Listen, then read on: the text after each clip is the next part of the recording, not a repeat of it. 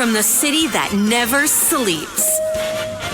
17 miles from Madison Square Garden, New York City. It's America at Night with Rich Valdez, America's favorite late-night talk program, featuring interesting guests from around the world and calls from across America.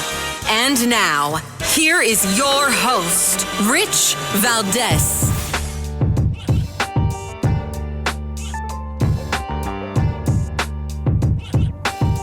Hi there, good evening, and what's up, America? I am Rich Valdez, Valdez with an S, at Rich Valdez on all of the social media. Your liberty-loving Latino amigo, happy to be with you this Wednesday night. We're live, we're national, 7 minutes past the top of the hour, and here's the number if you want to join us on Open Phone America. Here's the number, 833-482-5337, 833-4-Valdez, and Democrat heads are exploding. Why? Well, because they continue to criticize President Trump for federalizing Washington, D.C. They're very upset about inflation going down yet again. They're very upset about a secure border. They're very upset that things seem to be going well in America. So all they can do is talk bad about El Trompito Donaldus Magnus, the 45th president of these United States, because he is the 47th president as well. And you know, conversation prior to the show, I'm asking, what are the headlines? People are telling me, hey, look, it's Wes Moore. He's flipping out because he's embarrassed. He's embarrassed that President Trump has called in the National Guard and is federalizing the police department in Washington, D.C. And I can't help but think to myself, they're embarrassed. They should be embarrassed. They should be embarrassed that they couldn't get a hold of this. Anybody that is a mayor, and I'm not going to say it's easy, but I am going to say it's work. But for being alive and seeing what happened when Rudy Giuliani was elected mayor, I would say it's not possible, but it is.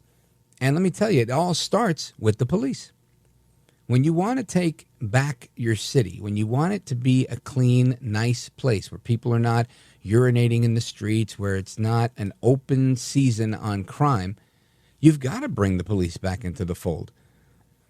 One of the first things Rudy Giuliani did was put more cops on the street, right? It wasn't just hiring them. I'm talking day one, putting them on the streets.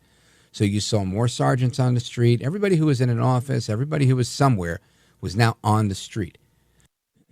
And they were on the street in big numbers. It wasn't just, teams of two walking up and down the block. No, it was these police vans. They were everywhere. There was a police van, not a police car, a police van with multiple cops. There's probably groups of 5 on this corner, another group of 5 on the next corner, another one over there. Everywhere you went, you saw a sea of blue all over New York City, at least in the heavily trafficked areas, right? And back then, Times Square and 42nd Street were famous for having these adult film establishments. Right now, if you go to the city right now, there's 2 big movie theaters right across from each other, and they're very nice. Those were once like porn establishments. When I was a little kid, one of them I remember had a big sign, and it had a big 25-cent sign on the side of it, and you would pay a quarter. People would pay a quarter. I couldn't get in. I didn't have ID, but I remember seeing it, and it had the silhouettes of like women dancing. And that's what went on in those places. Well, Rudy Giuliani starts putting cops all over the street, and guess what? The patrons don't want to go. I remember the Guardian Angels were right next to them, and voila, people stop going. You stop getting the addicts going into these establishments to get high. You've got the people that were supplying the addicts that were right outside these establishments. You had prostitution right outside these things. All of that cleaned up to the point where they made one into a movie theater. They made the other one into a movie theater. They opened up a Disney store. They opened up a McDonald's. They opened up some old theater and made that a even nicer theater. They brought some good Broadway shows. Aladdin came to 42nd Street, and it's been there forever since. So how do you do that, right? Well, you had a couple of different police commissioners in that time, but they all subscribed to the broken windows theory, meaning you don't let things go. You stop accepting somebody breaking a window as, oh, that's nothing. You take it very seriously. Every single quality of life crime, you go after it. That's what Giuliani did, and that's how you cleaned up the city. There was a time you come out of the Lincoln Tunnel into New York City, into Manhattan, and guess what? There was some homeless person or some addict that would greet you by like spitting on your window and wiping it clean and then trying to squeegee it with their own saliva. I mean, on a good day, they'd have some watered down glass cleaner. On a bad day, they were spitting and then harassing you for a tip. They were known as the squeegee men. They've been gone for years, and I think they made their first appearance back during Biden. Now, why do I say all this? Because to criticize President Trump for doing the job that these mayors haven't done, I think it's incredibly beyond the pale. Every mayor in any one of these cities, Baltimore, Washington, D.C., New York City, all of them, Los Angeles, Karen Bass, all of them, they should be incredibly ashamed of themselves because they get into these jobs and then right away they milk the job for what the job offers them: notoriety, celebrity, financial gain, political power. But they don't do anything to actually change and improve the city. Nothing. This is why you've got Adams polling horribly. And now the rumors that I hear are that the president may want to use section, 1871 rules to come and support the citizens of New York City because the mayor's not upholding their civil rights. I don't know how true that is. But if that were to be the case and federal troops were to come into New York City and clean it up, it shows you what a failure Eric Adams is. Yet there are still people saying, I wish, we could figure out a way for Adams to do better. Why? What's the appeal of Eric Adams? He's an absolute loser. An absolute loser. And this is coming from somebody that grew up in New York City, and I live 4 miles from New York City now. I'm in the city all the time. He's an absolute loser. Then you have a loser governor, Cuomo, whose dad was governor. He got ousted for being too handsy with multiple women. And now he's trying to come back and, because my name. No, thank you.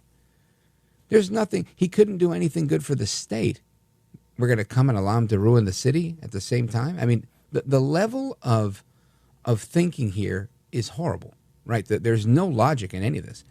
So we've got no Adams. Then you've got no whatever. Then the other, Mamdani. Everybody and their mother's afraid, quaking in their boots, of a communist named Mamdani. There's one clear choice. The guy that's been in the streets, focused on public safety for almost as long as I've been alive, Curtis Sliwa. Some don't like him because he's funny. Some don't like him because they say he's unserious. Some don't like him because he probably made fun of them on the radio. Some don't like him because he wears a red hat. It is a night and day difference between Cuomo and Sliwa. It's a night and day difference between Mamdani and Sliwa. It's a night and day difference between Adams and Sliwa. It is not a night and day difference between any of those Democrats. None.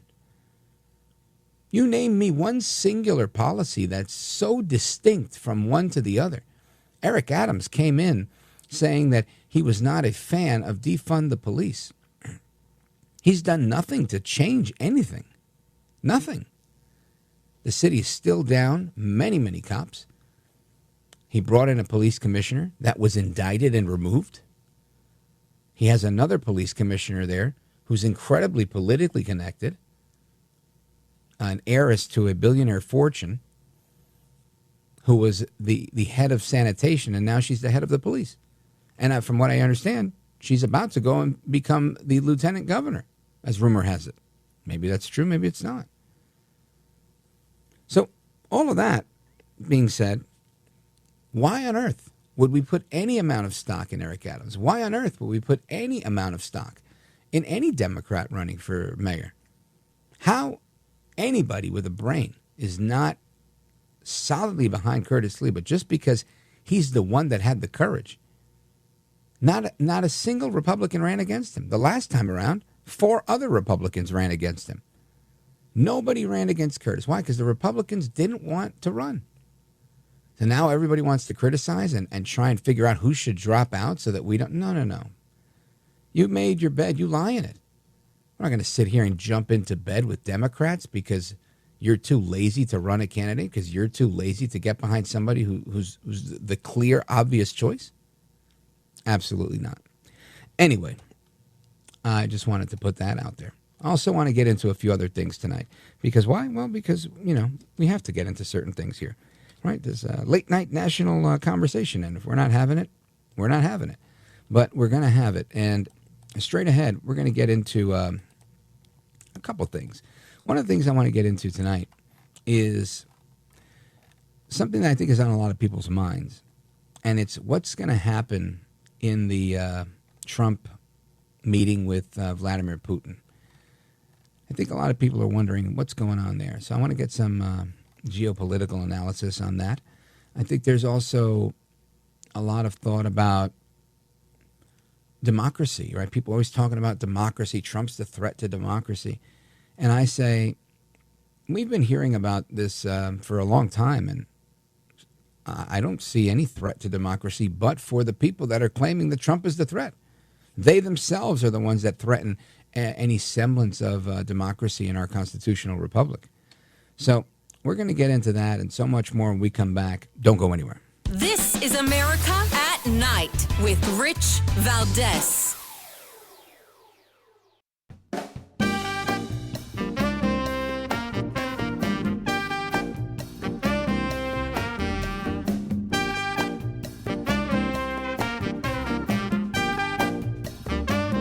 Well, thank you, Rich, and thank you for everything. I know you very well, and I listen, but I have a lot of people that listen, and they love your show, and I appreciate it very much. America at Night with Rich Valdez.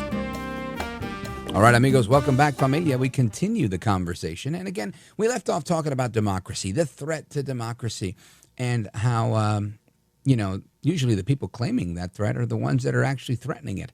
But this is a story that's a lot older than the Democrats versus the Republicans and the right versus the left. This is something that has its roots from the beginning of the body politic and our history and ancient Rome and whatnot. And that's the beginning of political corruption, goes back that far as well. I once did a whole show on this old term called ambitus, which was very interesting. It was the root of political corruption. But anyway, I say all of that to say, you'd go on YouTube and you'll hear interesting things by scholars that are out there. Like, for example, Jordan Peterson, a Canadian professor who's now just a global influencer on philosophy and leans very conservative on a lot of issues. He's out there and he's got a million different books. And our producer grabbed a clip of him talking about false idols in democracy. Listen to this. The danger of idolizing false narratives is something that we are increasingly confronted with in the world today. We live in an era where information flows freely, yet so often the truth is obscured by the distortion of reality.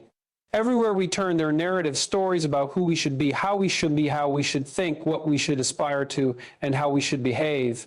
These narratives are constantly being pushed on us through media, politics, social platforms, and even in our personal interactions. Many of these narratives are false. And, he goes on, and it's very interesting to hear this because, again, it started the same way hundreds of years ago. And here we are again dealing with this stuff in modern day life. So this is, to me, not a problem that goes away, but one that you need to be aware of and learn how to manage. So I want to bring in Kurt Warner. He's a licensed clinical social worker and therapist, and he's got a brand new book called False Idols, How Diversion is Destroying Democracy. Kurt Warner, welcome. Thank you so much, Rich. Thank you for having me on. My pleasure. So let's talk about this. Because I don't know if you agree or disagree with Dr. Peterson's comments that we just heard, but I tend to think that, yes, there's a lot of media influence that's, changing the minds of people, both for good and for bad, and it does hurt the fabric of the body politic. How do we move forward? Well, the solution, there is that in the media, but I would argue, across systems in society, that's one of the theses that I have in the book, that it exists in many of the societal fabrics of the societal systems.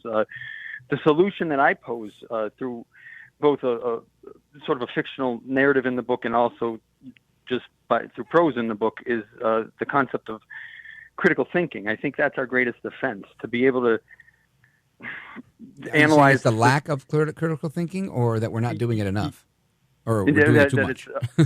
No. It's a lack of critical thinking. Got it. I think. Yeah, I would agree. Yeah, difficulty sifting through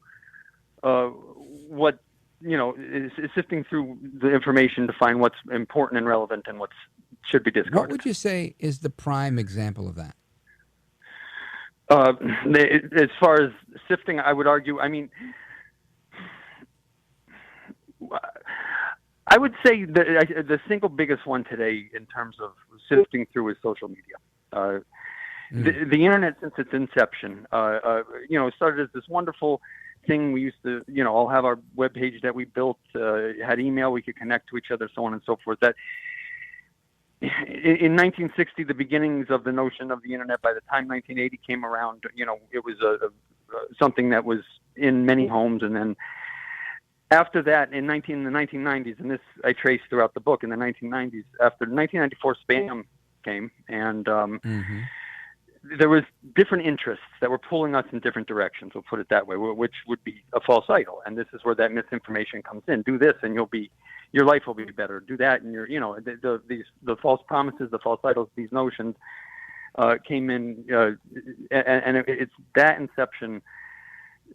And then throughout the 2010s, when you look at the rise of influencers, social media, the misinformation, I think this is the biggest, if I had to say one, but that's a very hard statement. I could name a lot of other realms that I think are more powerful that could influence. Well, what would you say is the next one up? Politics. And what I mean by that is the power structures in society set the discourse. And the ability to make us look where we need to look or where they want us to look is, I think, the second most. They're the ones who set the agenda, and that's a tremendously powerful concept, I think. Yeah, I think I would agree with that. And you're right. At least it's been historically true. I think now the power structures still dictate, what we're discussing in the public discourse. However, I would say the power structures can differ a little bit, because now you can get someone that grows a big social media following, and now they have power that they didn't have, back in the days, apart from being part of a large organization. Exactly, and the. One of the concepts, so celebrity is another one, and I would argue one of the things I argue in the book is social media gives everyone the power to become a celebrity, and in their own way, if they're able to get enough followers and so on, become a big enough influencer. Yeah, that makes a lot of sense. Right, and one of the statistics that I bring to the forefront to this conversation is in 2019, a study was done. 86% of this generation wants to be an influencer when they get older. So the notion Kurt, is. Hang on one second. We've got to take a pause here, and I want to make sure people hear everything you're talking about, folks. We're coming right back with Kurt Warner. He is a author and a therapist, and he's got this amazing book, False Idols. We're talking about it. Don't go anywhere. I'm Rich Valdez.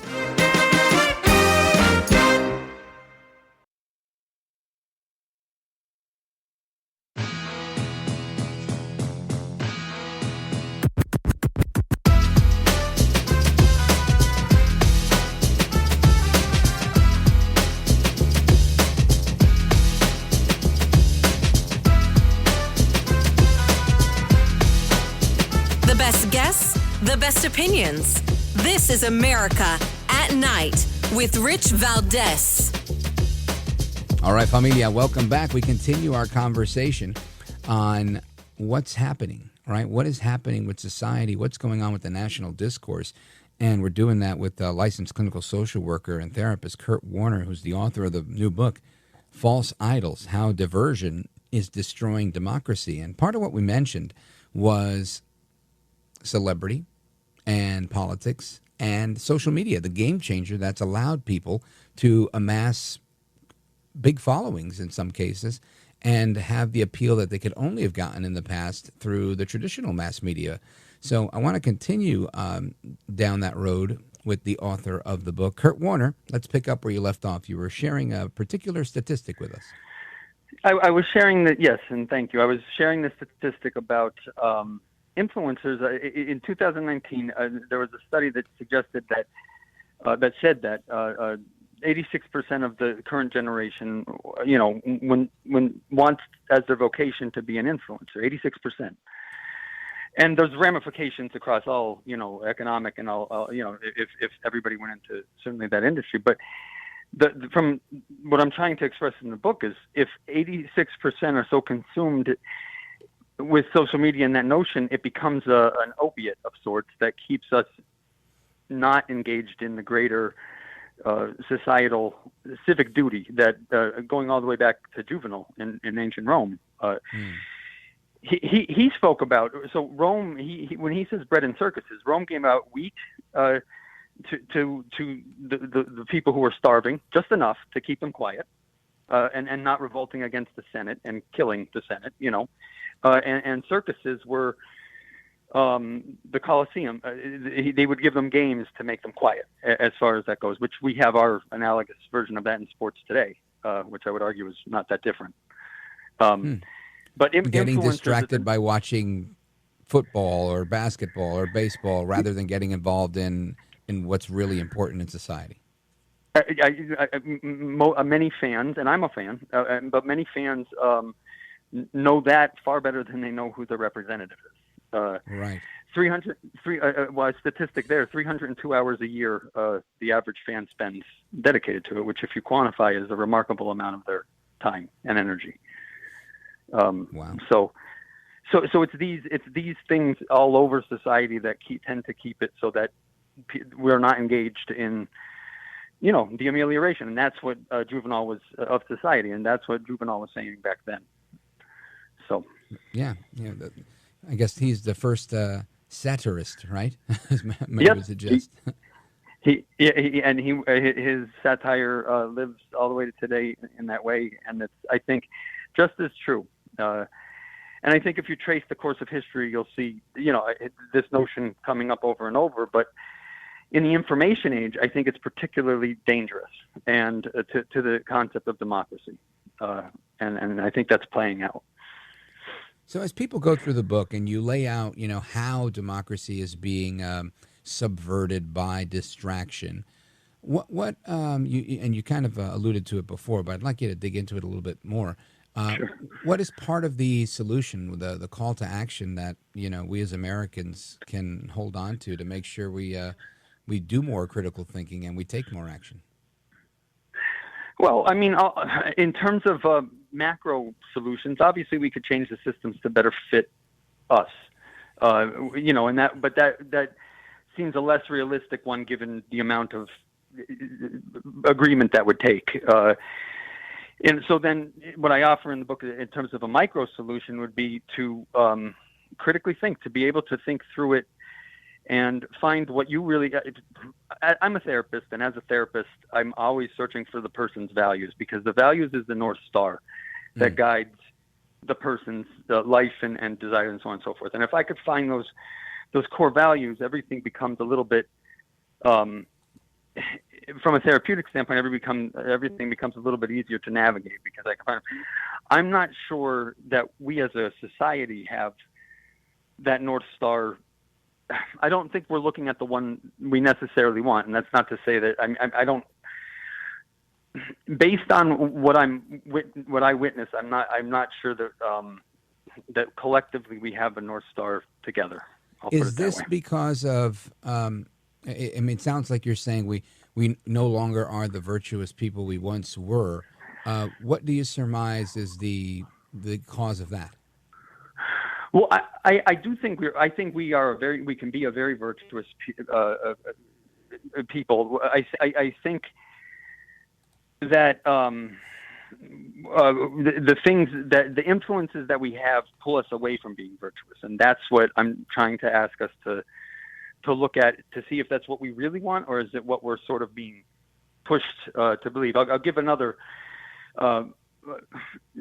so 90% of people have a parasocial relationship with a celebrity at some point in their life. Mm-hmm. And by parasocial, I mean they have a fake sort of imaginary friend in a celebrity. They enjoy their company through television or sporting events or whatever.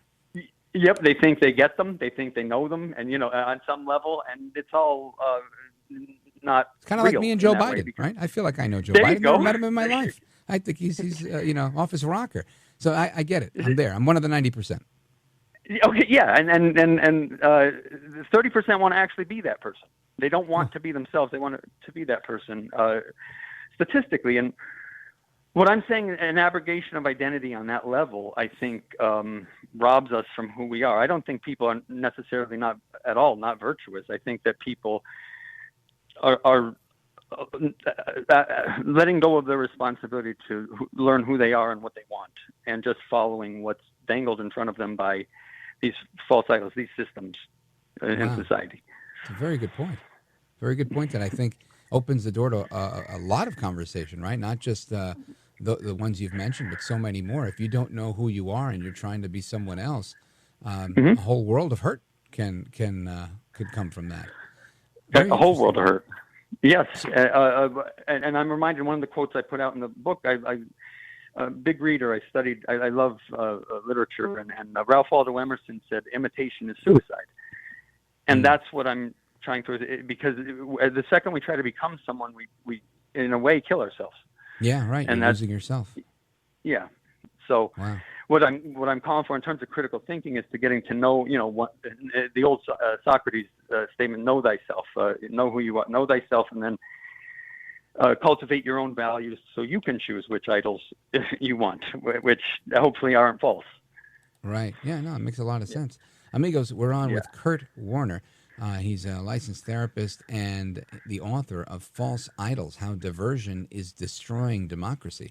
And how's that for an interesting twist, right? You talk to a therapist that's helping you understand why people are making the political choices they are because of their own inability to identify with themselves, right? This abrogation of identity that you talked about. Brilliant, brilliant point. If people want to take a look at the book or maybe get a couple of copies, one for themselves and one to give away, where do they go? Anywhere, any major bookseller, Barnes & Noble, Apple Books, Amazon, anything in that realm, you'll find it. So, all right, well, check it out there. And if people want to follow you online or go to your website, where do you direct them? KurtWarnerBooks.com. That would be the best place. All right, folks, check him out at KurtWarnerBooks.com. Kurt Warner, I want to thank you for being with us and sharing a little bit about the book. I wish you the best of luck with it. Godspeed, sir. Rich, thanks so much for having me. A pleasure to be on. Real honor to be on. You bet. God bless. And amigos, we continue with false idols and how diversion is destroying democracy in the rest of the news, right? What is distracting us from what's really going on, and how do we make our constitutional republic that much better? Don't go anywhere. This is America at Night with Rich Valdez. Call now, 833-4VALDEZ. That's 833-482-5337. 833-4VALDEZ. That's Valdez with an S.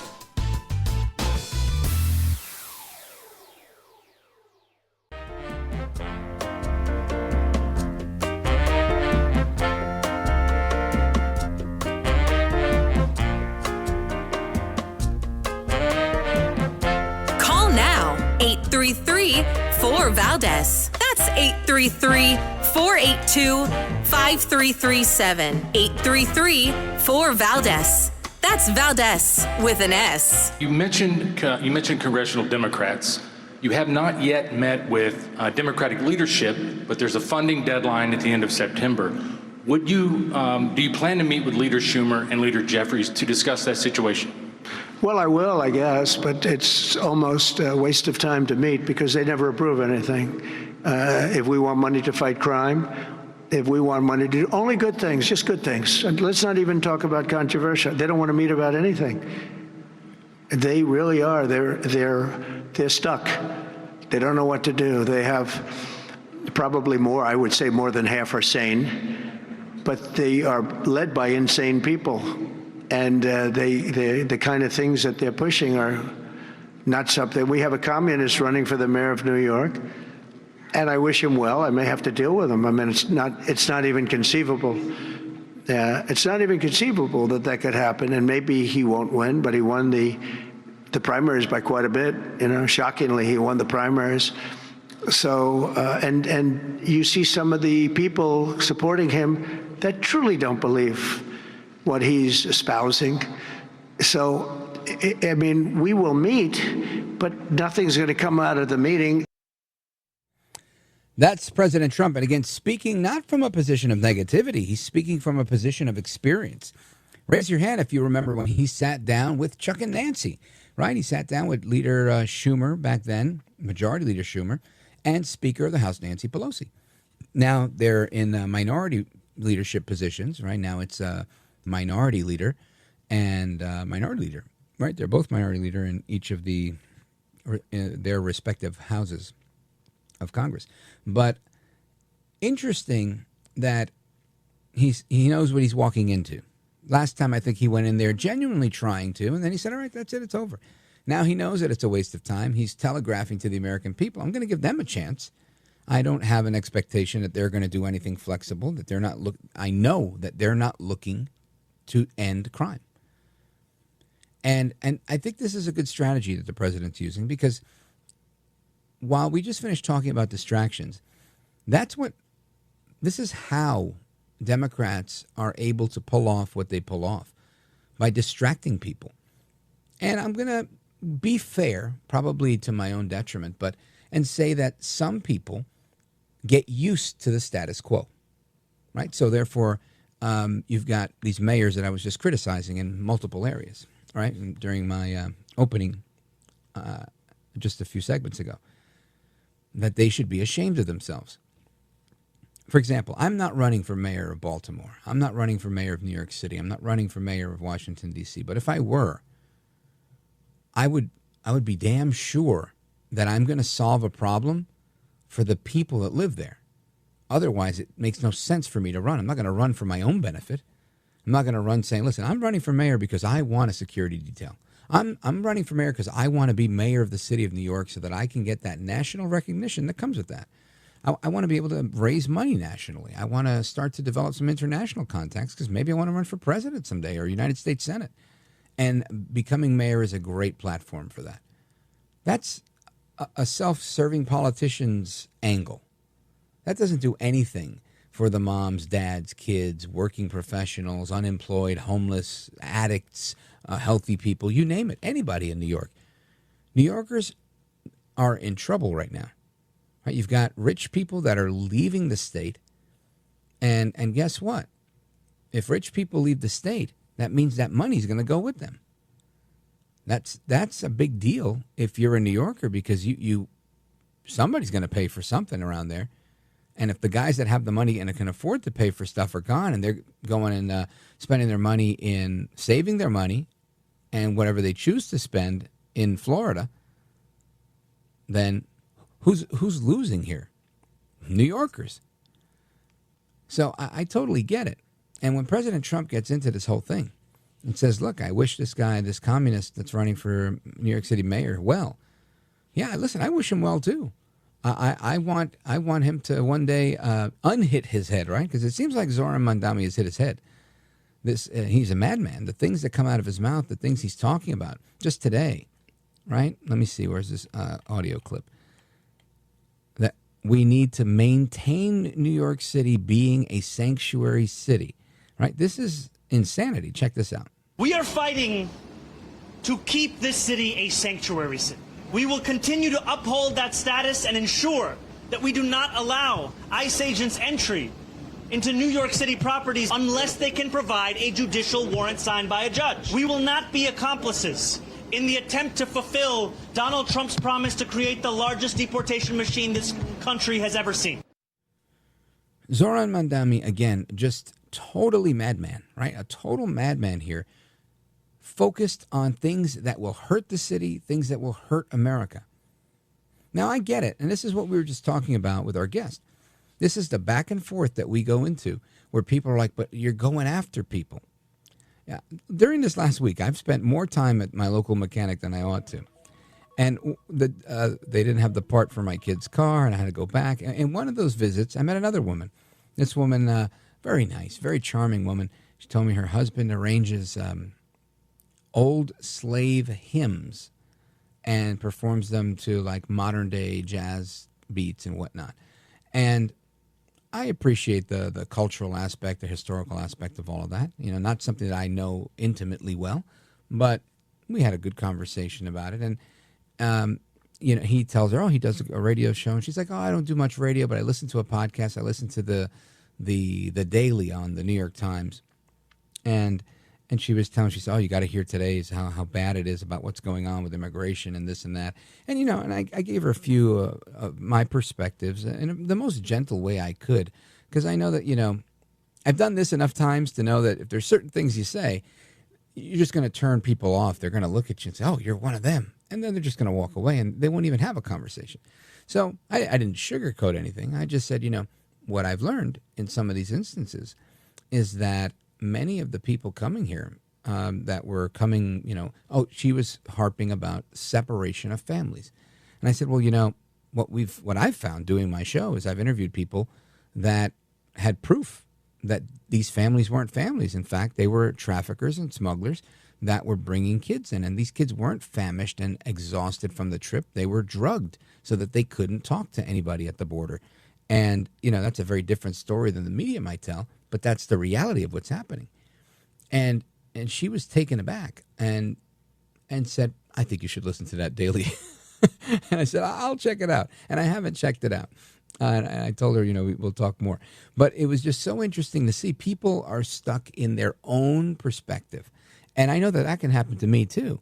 That's why I try to consider all perspectives. And that's why I say, look, I get their perspective.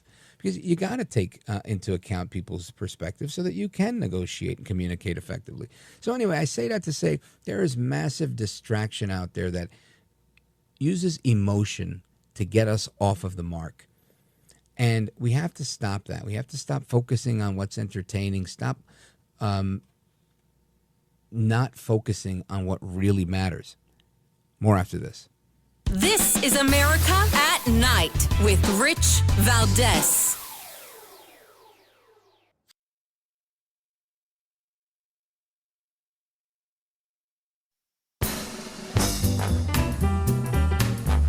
All right, to the phones we go. Gil, San Antonio, Texas, KLIF, the Gilla from Manila. Go right ahead. Yes, Rich. I came through my surgery very well. And, Amen. I'm very happy. But I've been listening to your show, and you're talking about Democrats. Things haven't changed much. About 100 years, there was a very famous humorist by the name of Will Rogers. I don't know if you'd ever heard of him, as well before your time. But he was once asked about his political affiliation, and he answered thusly: I'm not a member of an organized political party. I'm a Democrat. Things haven't changed much in 100 years, have they? No, you're right, Gil. They really haven't, and that's funny. Will Rogers is great, and you're great too, Gil. I'm glad you came through well in your surgery. A lot of people were praying for you, and amen, brother. Keep the faith and keep healing. Gil in San Antonio, normally Gil from the Philippines. Shout out to KLIF. And amigos, we continue with the rest of your calls and more in the subsequent hour. But if this is the end of the road for you, I say, hasta la próxima. Take care, good night, and God bless you, America. I'm Rich Valdez.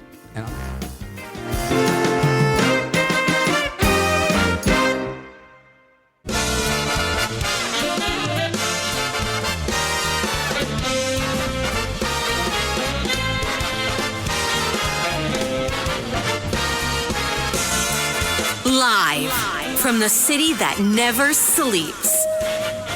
17 miles from Madison Square Garden, New York City. It's America at Night with Rich Valdez. America's favorite late night talk program featuring interesting guests from around the world and calls from across America.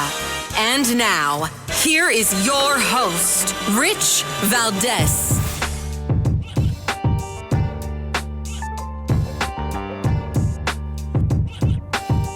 Hi there, good evening, and what's up, America? I am Rich Valdez, Valdez with an S, at Rich Valdez on all of the social media. Welcome to another hour of the program. We are live, we're national, happy to be here. And they call it Hump Day. It's Wednesday night, 7 minutes past the top of the hour. And I want to give you the phone number if you want to join us, 833-482-5337, 833-4-Valdez. And I want to know what you think of this radical named Zoran Mamdani. I'm not trying to make him famous, but apparently people really either they're afraid of the guy or they really like the guy. They like what he has to say. And he said a lot of things that sympathize with the most radical parts of the terrorists that claim to be from Islam, what they call Islamists. I'm not saying he himself is an Islamist. I don't have any evidence to say he is. But I can say that he is a socialist because he admits to being one. And I can say that his version of socialism sounds a whole lot like full-on communism, where the government owns the means of production, where he wants to take over or at least have government-run bodegas, like convenience stores, grocery stores. And I think that's insanity. You start with one. What does that mean for every other Dominican entrepreneur, Puerto Rican entrepreneur, Mexicans, Cubans? There's so many people that run bodegas in New York City. What happens to the rest of them, right? What happens when these ideas leave New York City and they go to your neighborhood, where now your local store is being taken over and overrun by your government? This is a full-on communist idea. No ifs, ands, or buts about it. So I want to talk about that. And overall, I think we should talk about what the Middle East thinks of this, right? What are people that are dealing with this internally thinking? And by that I mean there's no agreement, right? There is dissent amongst individuals in the Muslim community. Those that are Muslims that say, I don't agree with the radical Islamist, and nobody should, right? Nobody should agree with people that are going and bombing Christian churches and whatnot. So I find it interesting. There's an imam out there, very popular on social media. He goes by Imam of Peace. He's on Twitter, very, very popular account. He's on Instagram. And the Imam of Peace, back in June, made some interesting comments on his Twitter account. Again, his name, Mohammed Tawhidi. And he's an Australian Shia Muslim commentator as well. And spends time in Canada, spends time in Australia, according to the bio here. But he makes very provocative statements, or what I would say are provocative, because you don't hear them in the mainstream. And he says that the world is facing the growth of Islam, but Islam in and of itself has issues that it's dealing with, but only in specific places and because of specific reasons. Listen to this. Funny enough, the IRGC cannot operate in Saudi Arabia. Their supporters cannot have bank accounts in the UAE. The other extremist groups, like the Muslim Brotherhood, who are friends with the IRGC and Hezbollah people, they cannot operate in Bahrain, in Oman. These are Muslim countries. Where do they operate? In London, in France, in Washington, D.C., in Australia, in Canada, Toronto. They operate here. They have bank accounts. They register charity. Right. So Macron, the president of France, recently said the Islamic world is in a crisis. In my opinion, yeah, we do have problems. We do have Boko Haram, we have Al-Qaeda, we have Taliban. We have problems, but the broader picture, Islam is very successful. It's growing very fast. Islam is very successful and it's growing very fast. He's answering the critique that there is a crisis in Islam. Pay very close attention to what he says. And we're doing really well. Dubai is not in a crisis. Abu Dhabi, the UAE, Bahrain, Oman, Kuwait. There's no crisis there. The Muslim countries are doing good there. Only some places there's a problem. I say, no, you are in a crisis. You went to the Muslim countries and you imported the garbage that the Muslim countries wanted to put in prison or isolate away from society. You went and you imported them. Why? He's talking about immigration. He's saying that these countries that are facing these problems with the terrorist organizations he mentioned, Hamas, Boko Haram, Hezbollah, they're facing these problems because of unchecked immigration. Not because of Islam per se, but because of immigration. Going after what he called, not particularly, right? It's not a quote, but he called them the dregs of society. Let's continue. For cheap labor. But these Islamist extremists, they don't want to work. They want free welfare. They want to marry French women, blonde hair, blue eyes. They don't have time to work. So look at Poland. They don't complain from Islamic extremism, not a single terrorist attack in Poland. The moment they sense there's a problem, they crack down on it. Polish policy, beautiful. The French, no, come. When they come, they use the resources. They go to Washington, D.C., and they sit in Congress. They support the Iranian regime. They go against the sanctions in Congress, right, with their hijab. Why? Because the ideology is filth to begin with. When you import that, or you allow it in, or you amplify it, or you glorify it in any way, you make your bed, sleep in it. So that is also a problem of the West. The question is, Tina, did the extremists become stronger or the West become weaker? I say it's both. Very interesting, right? And that's a clip from an interview he did with, I forget her last name, but Tina and her podcast. Tina Gosmore. I'm pronouncing that wrong, I'm sure. But the point of this is, I think he raises a very solid point here, that these are self-inflicted wounds that have nothing to do with what we think it has to do with, right? He's not painting with a broad brush. He's being very specific. He is an imam. He is a Muslim. And I think this is very telling, that he's saying that there is a group of individuals within this movement that are radicals, that are extremists, that I'm going to add are Marxists. He says they want free stuff. Well, guess who else is talking about free stuff? Zoran Mamdani. Now, why does Mamdani talk about free stuff? Is it because he's a Muslim? No. It is because he is a Marxist. And it seems like, just like the Christian church has had a problem with Marxism within the church, hence movements like those that espouse liberation theology, you now have the Islamic movement facing a similar problem with Marxism in their ranks the same way. And this is, I think, a very interesting point of conversation. When you have folks that are across the pond and elsewhere, this guy happens to be he's an Australian citizen, but he's born in Iran. He understands what's going on. This is very telling about how Marxism is infiltrating Islamism. And at the end of the day, and I'm not going to say this is not a new problem, right? I don't believe it's a new problem, because I think we saw this back in the 80s. When I was a kid, I remember seeing these communist, or I'm going to at least say communistic groups that were all over the place because Russia was powerful in the region at that time.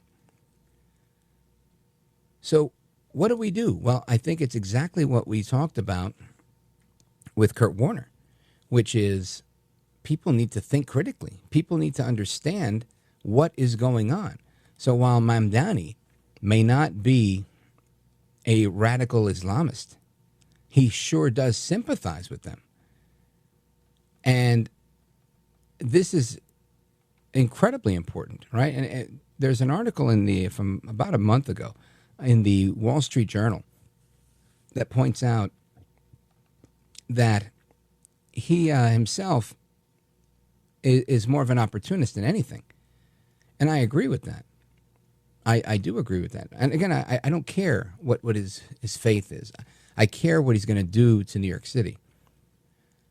And I'm way more concerned with his political ideology than I am with his faith. He's more dangerous as a Marxist than as anything else. And it's these things that have to be exposed. And not that they're hidden. I think there's just a lot of people who are romanticizing these things by calling him a democratic socialist or a progressive.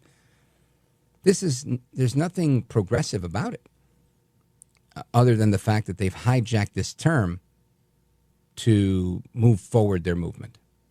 Anyway, I could talk about this stuff for days, but I need to move on to the topic of suicide bombings and other attacks on Christian churches, because this is an ongoing problem. And throughout tonight, we're going to hear a couple of examples of that. But every week, it seems like every Monday, I take the weekend off, and I look at the news. And when I look at the news, there's always a story about another 50 Christians being slaughtered, another bunch of people that are, facing the consequence of a suicide bomber. This way, we can understand what's going on. Anyway, more to come straight ahead. Don't go anywhere. This is America at Night with Rich Valdez.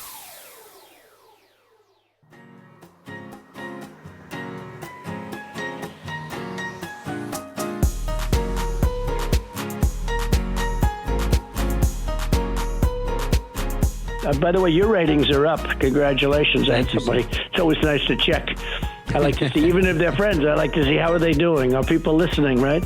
That's but right. You're doing great. America at Night with Rich Valdez. Oh, hey, Diane, we know that there are the reports of the increased bombardment in Gaza City, and according to the health ministry, a number of victims remain under the rubble of collapsed buildings, and that at the moment there are areas that ambulances and rescuers cannot reach. And so it remains a dire situation there. And all indications are that Israel is preparing for that expanded military operation to occupy Gaza City. And this is a plan that sparked outrage and also concern about the impact it could have on the humanitarian situation in Gaza.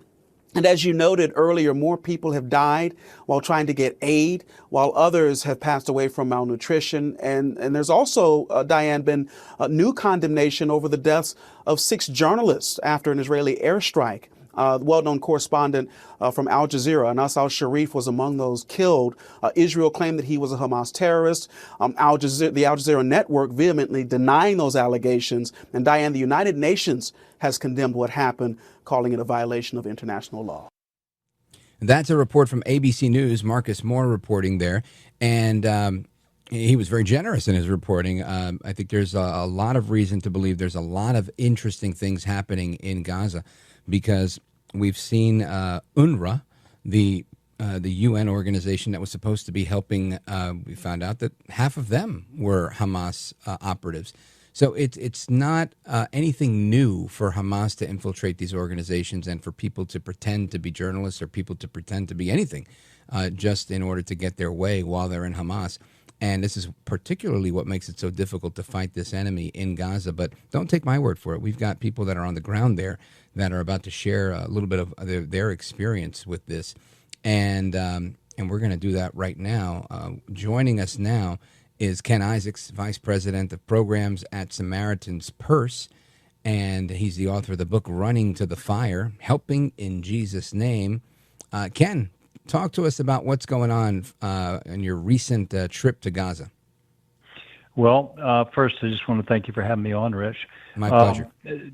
Gaza is a mess. It is an absolute mess. And, I'm trying to think about where to start at your lead in and everything. I don't have visibility on what's going on in Gaza City, but if I was in the southern part of Gaza, you could see the smoke plumes going up. You've got 2.2 million people there.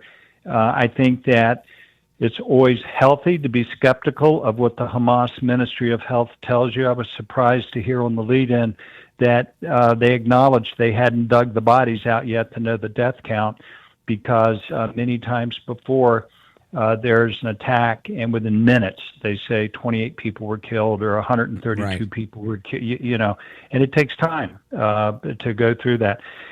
There is definitely chronic food shortage.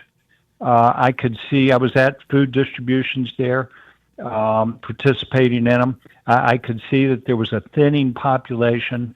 I've done this for 37 years. I would not classify it anecdotally, from what I could see, as starvation. I think that's a very politically driven word, but I have no doubt that some people have died from starvation, and there are probably some pockets of famine.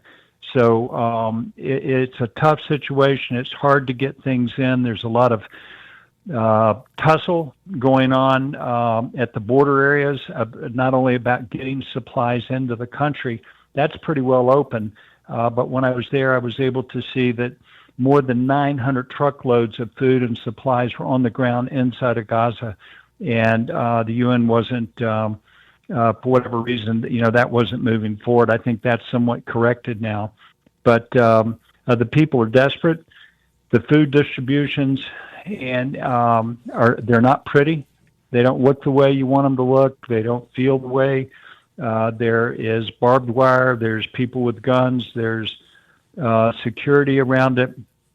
An attempt to bring order to it.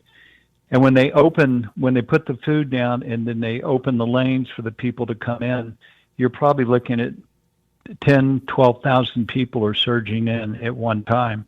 The other coin is the way that some of the convoys are being delivered by UN actors is 6, 8, 10 trucks just driving into a group with no guardrails, no borders, no semblance of any order to it at all, and people die in those all the time by being trampled. So I feel for the Gazan people. I think that Hamas victimized them by installing an entire war machine and fighting a war behind the people as a shield. And I think that it'll be good when this is over and they can start rebuilding. I don't know what's going to be involved with that, but it's a tough war. It's a hard war, and they're paying a high price. Amigos, we're on with Ken Isaacs. He's spent decades in crisis response with Samaritan's Purse. He's traveled to nearly 150 countries, and he recently returned from Gaza. He's been sharing with us a little bit about that. We're going to come back and talk about a little more about that, as well as some of his other experiences and his book, Running to the Fire. So keep it locked right here. It's Rich Valdez. We're coming right back with our guest, Ken Isaacs from Samaritan's Purse. Don't go anywhere.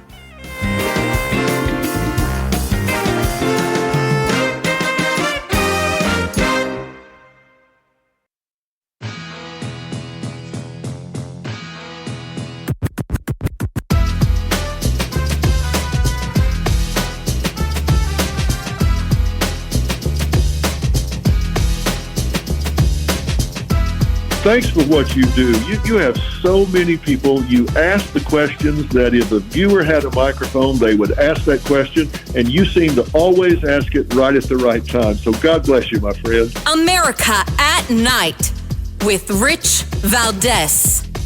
About Israel, I know the president has had a call with Prime Minister Netanyahu recently. Netanyahu is planning to seize the remainder of Gaza City. What is the administration's position on this move by Israel's government? Look, this is an incredibly complex and complicated war that, again, was inherited by this president, by his predecessor, Joe Biden. October 7th was one of the worst days in history. We saw innocent people slaughtered, murdered, kidnapped by Hamas terrorists. This administration has taken extensive time and effort and resources Since Inauguration Day in January, to end this conflict, we have given many flexible arrangements backed by Israel to Hamas, and unfortunately, Hamas has never agreed. Looking ahead, I will let the president speak on where he sees this going, but this is, of course, an incredibly complex and complicated situation. The administration has made our goal clear. We want to see this conflict end. We want to see the hostages released. And we've tried, the president and his national security team have given extensive effort and time to doing that. With how Israel has... That's Caroline Levitt in the White House briefing room just yesterday talking about this plan for the Israelis to assume the safety and security of what's going on in Gaza, all of Gaza, as they move forward with their plan. And this has been the topic of much debate, many countries weighing in, Australia and others, saying that the Palestinians, that they will support a Palestinian state. And that's great that they do, right? I think that the big issue is they've tried this two-state solution in the past and it hasn't worked. So if they're going to have a Palestinian state, it's got to be somewhere else, not there. Clearly, I think this is at least what I gleaned from this. But I want to bring in our guest who's on the ground, or was just recently on the ground, Ken Isaacs, Vice President of Programs and Government Relations at Samaritan's Purse, the international ministry and relief agency that we all know through Operation Christmas Child and so much of their work. And Ken has spent decades in crisis response. He's been with Samaritan's Purse and has traveled to over 150 countries right after global emergencies, and he just got back from Gaza, and he's going to tell us a little bit about what he's seen while he was on the ground, telling us about the humanitarian situation as well as the security challenges, and as this new challenge emerges with the plan to secure Gaza. By the way, I'd be remiss if I didn't mention he is the author of the book Running to the Fire, Helping in Jesus' Name. Ken, welcome back. Thanks for sticking around. And tell us a little bit more about what you perceive are the greatest challenges with Israel's plan to secure Gaza. Well, what Samaritan's Purse is involved in is helping feed the Gaza people. There are food distributions going on by the Gaza Humanitarian Foundation, and they're in secured areas. It's highly critical. But I have to tell you, I was impressed with them. I've done this a long time. You won't find many people that have been around doing this as long as me. And I understand the distaste and disdain. There's barbed wire, there's guns, but there's order. And these reports that people are being killed during them, that is not happening except by accidental fire. I can't say that the IDF hasn't, the accidents haven't happened. But what I can say is that once people come into the area to get food, it's a secure area. And so what we have focused on is supplying supplemental special food, high-calorie food, to women and children. They will only come into the arena after all of the hustlers and the strong guys, elbowing around. And so we're focused on that. We've been helping inside of Gaza since the war started through churches. We have partners on the ground there. So we've been doing water distribution. We're doing food, supplying medicine, those kind of things. We want to do more, but it always requires access. And right now the access is very difficult because of the conflict and because of the expanding nature of the war. I don't know what kind of system Israel is going to come up with to govern it. But I do know that on 5 prior specific times, Palestinians were offered a 2-state solution with all of Gaza and most of the West Bank, and they turned it down. So I think there's still political work to be done because whatever Palestine is going to be is going to have to recognize the right of Israel to exist, and that hasn't happened yet. So it is, I think, a circumstance that is very complicated. As Caroline was saying, it's very complex, and ultimately it is, it involves all the countries in the world. Look at the way that everybody's got an opinion on it. And but it is, it's a difficult place. It is a very, very difficult place to work as a humanitarian. The security is an issue. You don't know where Hamas fighters are, and you can't just drive around. You're restricted where you can go by IDF, and if you go on the other side of their territory, then you're subjected to being caught up in a military attack because maybe you didn't know that there was a target next to you or something. And so it is. I, Rich, have probably been in 19 conflict zones working. I've never been in one this complex before. And Bosnia, Afghanistan, Iraq, the list goes on, Ethiopia, Congo. And but this one is the most politically and militaristically complicated one. Everything is right on top of each other. So you've got a sophisticated military in the IDF trying to take out a target in the middle of thousands of people. And it's a legitimate military target. And this isn't by an accident. This was designed to shield the military targets behind humans, the Palestinians. And that's what makes it so complicated. So it's the logistics of it, right? The physical space that's provided. Would you say there's anything else that complicates this that makes it unique versus other situations you've been in, other conflicts? The security is the number one issue. The logistics are difficult because you have to go through checkpoints and crossing the border and all of these things. I'd say just the geography, the logistics, and the security are what really make it complicated. And then you also have, a lot of the people on the Israeli side that were living in communities right next to Gaza. I've met many of them, and one man, I'll just tell you the story quickly. Sure. His legs were gone below the knees, and I said, "What happened to your legs?" And I had gotten to know him for a while. I spent 3 months over there after the war started. And we were sitting together at a table one night. I said, "What happened to your legs?" And he said, "In 2014, I was in my yard." He was in Bedi, which was one of the most brutally attacked villages on October the 7th. And he said, "A rocket hit in my yard, killed my 2 neighbors, and it blew my legs off." But he said, "I was a pacifist." That's what he called himself. And he said, "I chose to move to Bedi because I felt like that if I could make my neighbors happy, I would be safe." So he was there. He and all of those communities were there interacting with Palestinian people at the border, with medical care, with hiring them, with eating in their homes back and forth, and socializing with them. And he said, but after 2014, he said, I stuck to my principles. I didn't move. I still felt that if my neighbor was happy, I would be safe. And I said, what about now? He said, no, not now. I said, why? He said, I don't know. They went off into Hebrew and started arguing. And finally, one guy spoke up in English and told him, hey, you can't kill them all. And I thought, how much pain did it take for a man to go from a far left individual, as he called himself, to, I don't know what he said, but he was countered to come back to the center. Hey, you can't kill them all. So they have to find a way to live together. And but it has done a deep, deep level of damage to the people of Israel. And it has really shook them. And I mean, I think it was intended for that. And they really want their hostages back. I think there's there are approximately 20 of them are still alive. And, it's just a tough situation. There's no good outcome.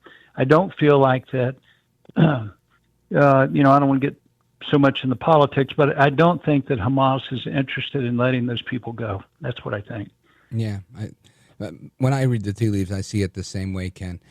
Ken, tell everybody who's listening how they can get a copy of your book. Thank you so much. Go to Amazon.com. The name of the book is Running to the Fire, Helping in Jesus' Name. And it's a book that I've written. It took me 2 years to write it, 35 years to live it.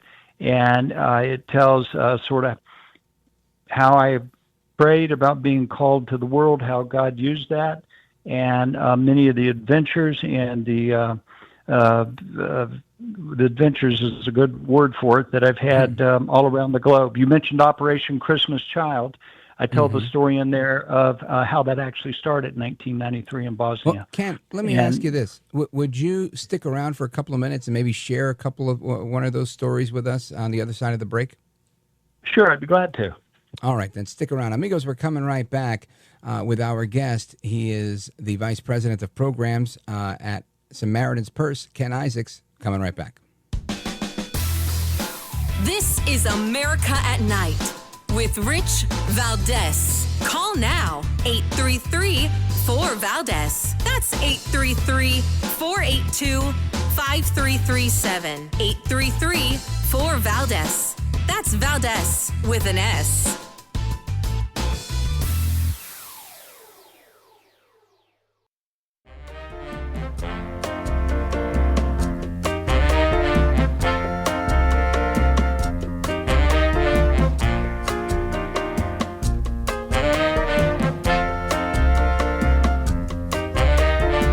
America at Night with Rich Valdez.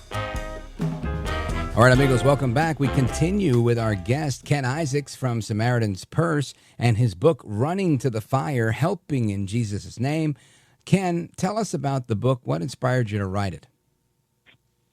Well, I just felt like I've been charmed, blessed, cursed, I'm not sure of the right word, to live a special life. I've been all over the world. You mentioned 150 countries. Essentially every big disaster that's happened in the past 35 plus years, I've been there. And I've seen, horrible things. I've seen beautiful things. I've met lovely people. I've got friends all over the world. They'll call me or they'll write me and they say, "Hey, Kim, I'm in Kosovo and I haven't seen you since 1999. Why don't you ever come and see us?" And I'll write back and say, "What was going on when I came?" "Well, we were at war." I said, "When I'm coming, something bad happened. Just remember that, to be careful what you ask for about me." But you asked me to share just a little bit of a story, and I do want to, if I may, share one. In 1993, there was a civil war going on in South Sudan, and it had been divided up into go and no-go zones, and this was controlled by the Sudanese government and the UN. And so people were doing work in the go zones, the green zones, but I started wondering what's going on in the no-go zones. And out of that, there was a series of explorations, and I found that it was really important to go where the needs are and not where the permissions are. And this driving factor is still in my mind today. So no matter where I go in the world, I'm always looking to get to the other side of the road, whatever that metaphorical road is, to help people in the ditches of life, just like in the parable of the Good Samaritan. So that's what we do at Samaritan's Purse. That's what I've done. And I just wanted to share the story of what I can testify that God has done in my life and what I've seen. Amen to that. And again, if people want to get a copy of the book, they go to Amazon. Is there a specific website you want to direct people to? I don't have that, but if you go to Amazon.com and type in Running to the Fire, and my last name is Isaacs, just get that word, or Ken, Running to the Fire, you'll find the book. It'll pop up there. It's advanced sale now, and it will be in the mailbox on September the 2nd, and I think that folks will enjoy it. It's a good read, I believe. There's a lot of spiritual overview in it, but there's also a lot of good stories and a lot of deeply moving stories in it. Ken, I want to thank you for sharing your heart and your passion for the work that you've done with us, and I want to wish you Godspeed. Thank you, Thank you so much. Thank you, Rich. My pleasure. Talk to you soon. And amigos, your calls, your thoughts, your opinions are coming up right now. Don't go anywhere. This is America at Night with Rich Valdez.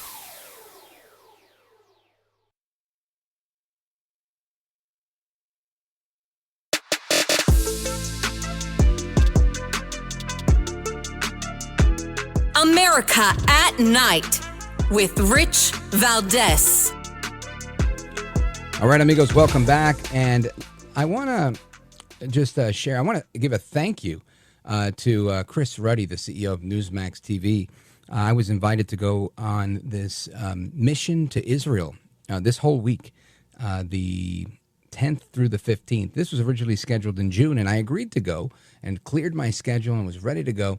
And there was a conflict, obviously, with what happened with Iran. So it was rescheduled till August. And lamentably, I could not join in August. The dates didn't work for me. But Chris Ruddy and the Newsmax team are all on the ground, and they're hosting Prime Minister Netanyahu and Ambassador Huckabee, and just taking in so much of what Israel has to offer. So, yes, I'm incredibly jealous. I wish I was there, but I want to wish them Godspeed on that trip. And I want to give you a little clip of what's going on, because Prime Minister Netanyahu joined Chris Ruddy, Newsmax CEO, earlier today. Listen to a little bit of what Chris Ruddy had to say. On October 7th, we all recognize that all people who love freedom and cherish the values of a great society, on that day, we all became Israelis, and we all stood with Prime Minister Netanyahu and the people of Israel, and we stand with you today. And he was joined by Prime Minister Netanyahu earlier today. Listen to this. Thank you, Chris, and thank you, Newsmax, for helping us on the 8th front war. 7 fronts against Iran and its proxies. The 8th front, the battle for truth. And Newsmax, you have let the truth circle the globe against the lies that have circled it before and continue to do so. Again, some kind words there from Prime Minister Netanyahu joining the Newsmax mission to Israel. And again, I want to give my thanks to the Newsmax team for the invitation. Really looking forward to going and to hanging out with some of my colleagues and spending some time in Jerusalem. And lamentably, I couldn't be there. But if they do it again, I'm hoping that they'll call me up and I'll be able to go, and the dates will work out this time around. But kudos to all of them. Now, when I get to your calls, let's go to Mark, Lisbon, Ohio, WHIZ. Go right ahead, sir. Hi, thank you very much for taking my call. And I just want to tell you how much I enjoy listening to your program, and how I'm an older guy, 66, and I listen to Rush Limbaugh a lot. I didn't always agree with him, and I wasn't really a big fan of him.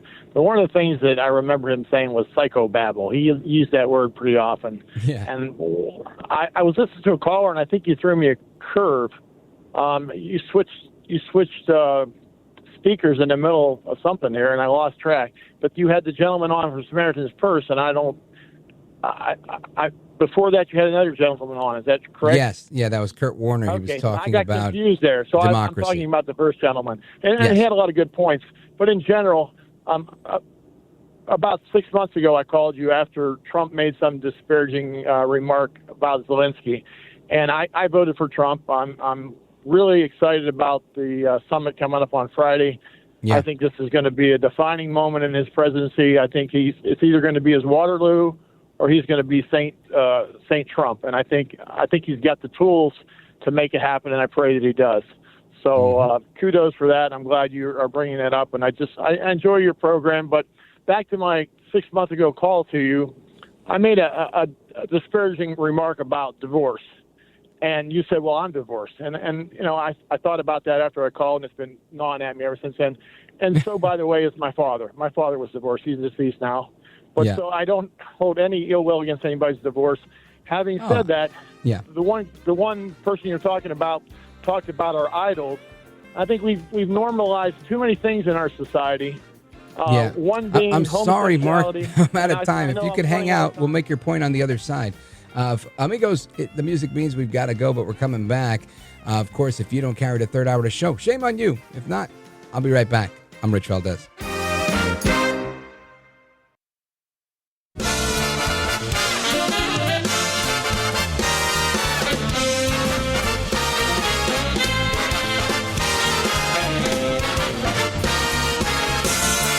Live from the city that never sleeps.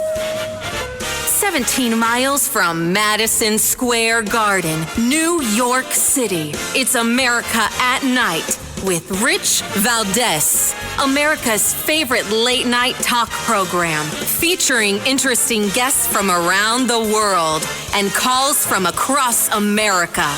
And now, here is your host, Rich Valdez.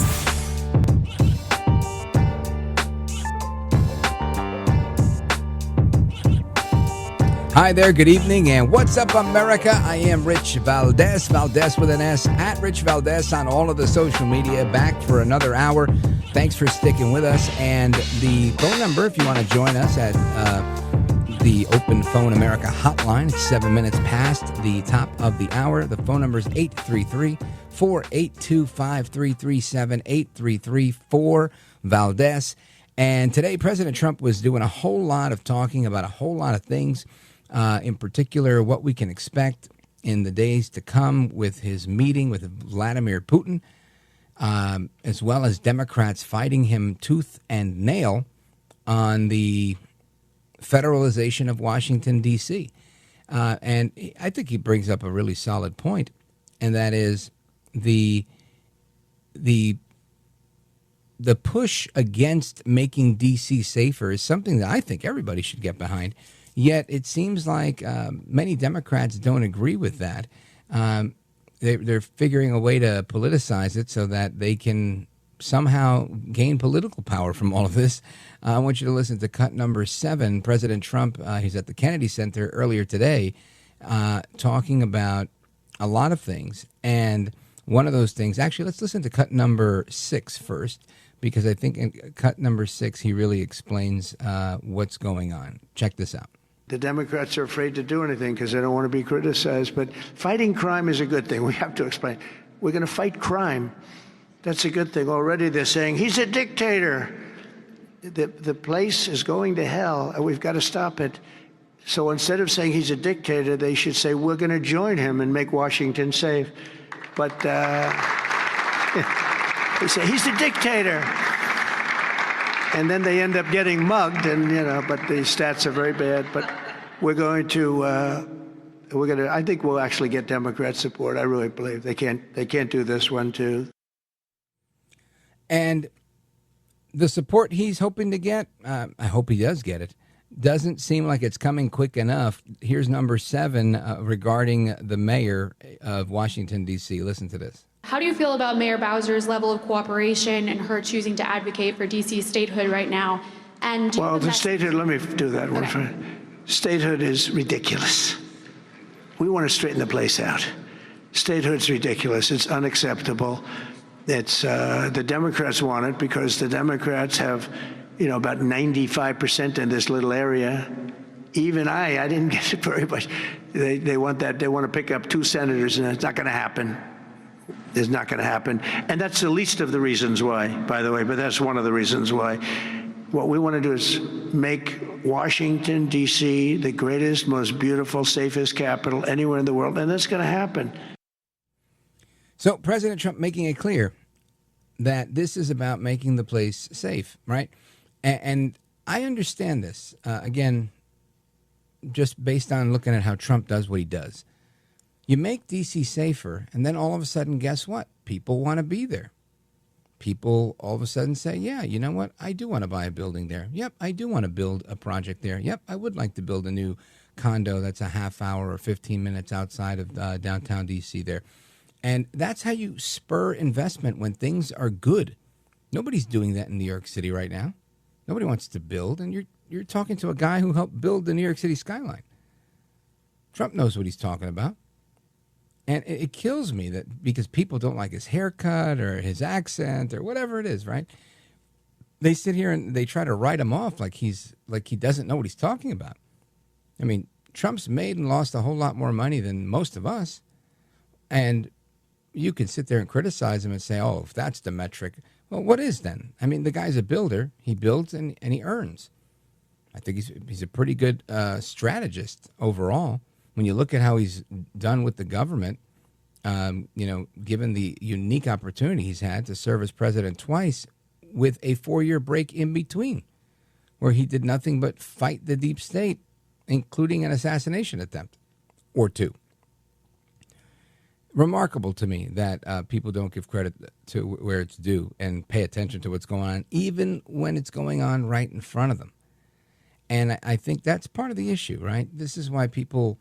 I think they're surprised by Trump when he does something that he said he was going to do it. It actually happens. They're like, oh, I can't believe that happened. I can't believe all these people like him. He must be a dictator. He must be brainwashing the masses. Or how about he's talking about things that make sense?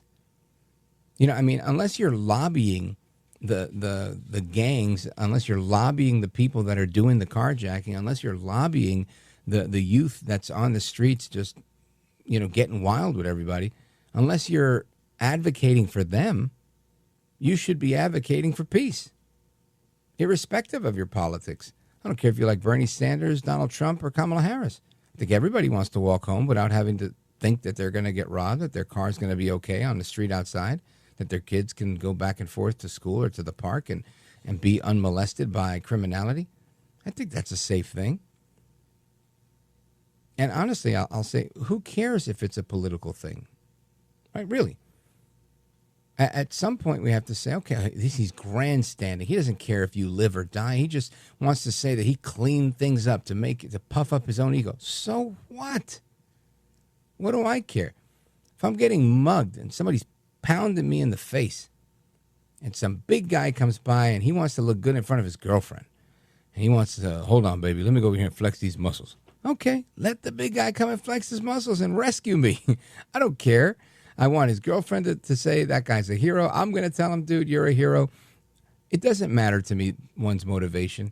What matters to me is that we get a good result and that the result is the right one. And I don't understand why people, in particular Trump's critics, why they don't subscribe to this thinking, but it is what it is. Anyway, I want to talk about that. I want to talk about China as well, because while we're focusing on Russia so much, China's doing a whole bunch of things, right, with their Department of Defense, with everything that they do. I mean, China's always on the move. So we have to make sure we keep our finger on the pulse with what's happening there as well. So we're going to do that when we return, some conversation on that. Plus, your calls. We've got calls from all over the country right now. Alabama, Vermont, Idaho, more. I want to hear from our friends in New York. I want to hear from our friends in California, our friends in Pittsburgh, Pennsylvania, and so many other wonderful parts. Florida, we have a lot of great, loyal callers in Texas, and I'm looking forward to hearing from everybody in South Carolina. I mean, too many states for me to mention, but I know we get a lot of you guys, and I'm looking forward to hearing from you. 833-482-5337, 833-4-VALDEZ. This is America at Night with Rich Valdez.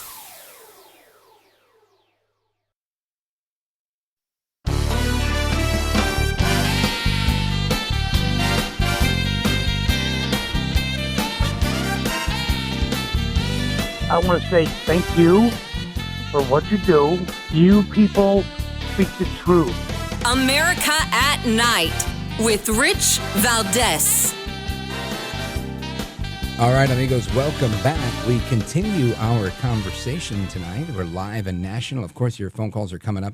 833-482-5337, 833-4-VALDEZ.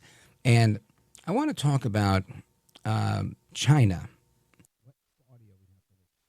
and what's going on with China and what is happening on our front, what we're doing to stop China. What auto do we have here? And I want to direct your attention to a clip of audio that we have that talks a little bit about exactly what China's been up to. Listen to this. I don't know how this one got by, but Microsoft has been using Chinese engineers supporting the United States Department of Defense's Azure cloud services. So this Azure handles everything that ties to cloud services when it comes to the Pentagon data. Now, I don't know how they're going to separate the two. I imagine it doesn't happen overnight without DoD losing capability, which I'm sure that's fine just for the hard line.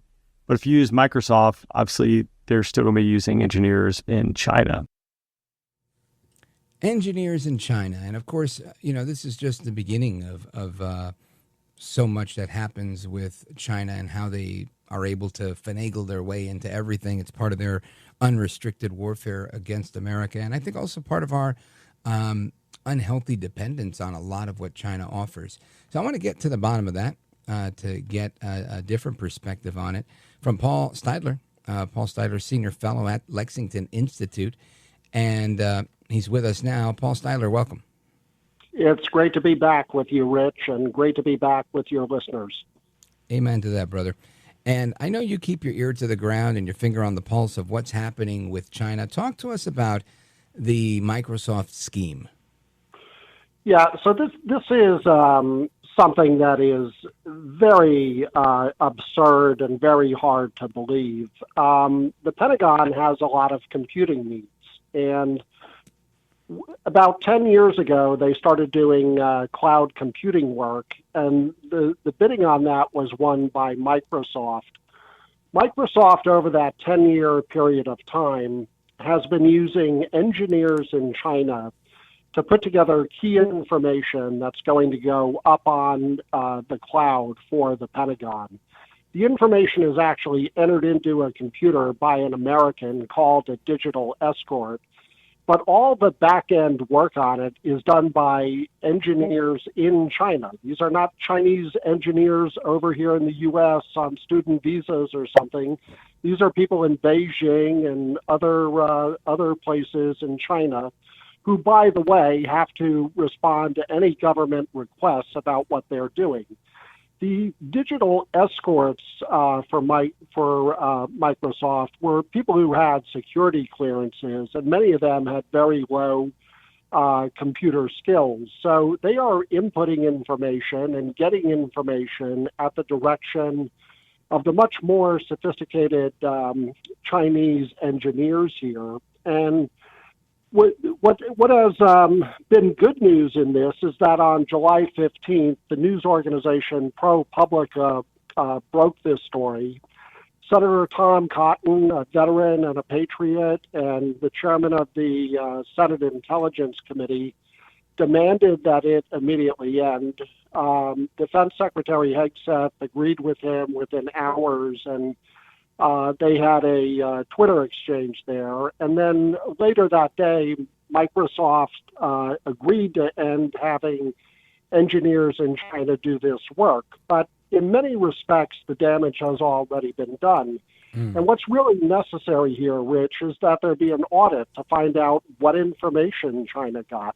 What other government programs are people in China working on sensitive programs for the U.S. government? There needs to be investigations. There need to be subpoenas that go out to Microsoft and others on this.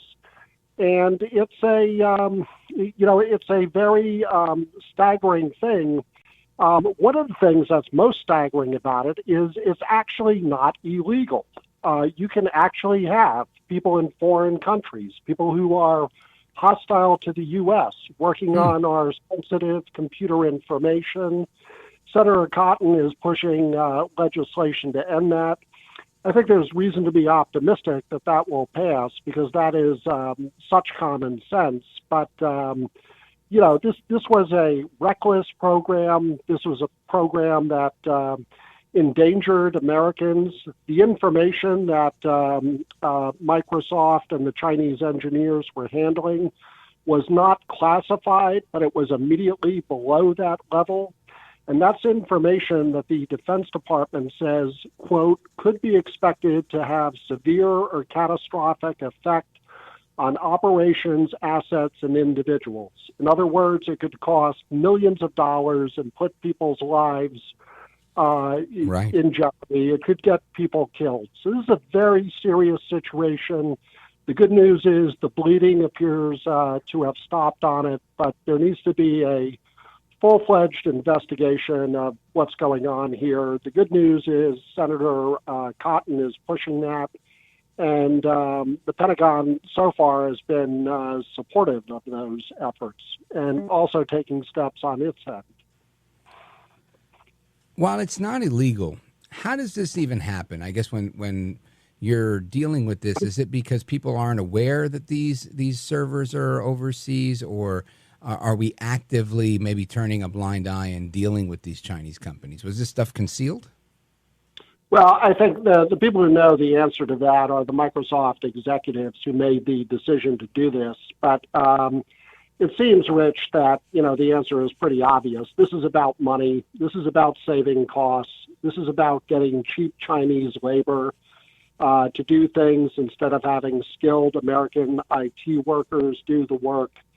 That seems to be the driving force there. If there's some other reason for that, and it's hard to conceive that there would be, Microsoft ought to come clean and say why it did this. But so far, we've heard nothing from Microsoft except for a tweet from their top public relations person the afternoon of July 18th that the program was going to end.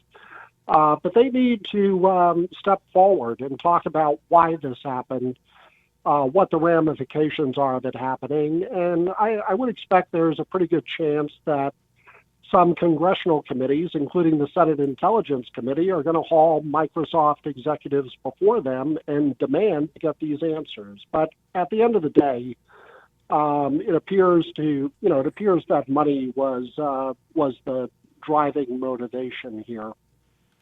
Yeah. And, I want to think that everything you're saying is on the level. And I'm not saying you personally. I'm saying that the story, right? I know it brings me back to a time where there was speculation about Hillary Clinton and her home server and how that was really a ploy to make it vulnerable to be hacked.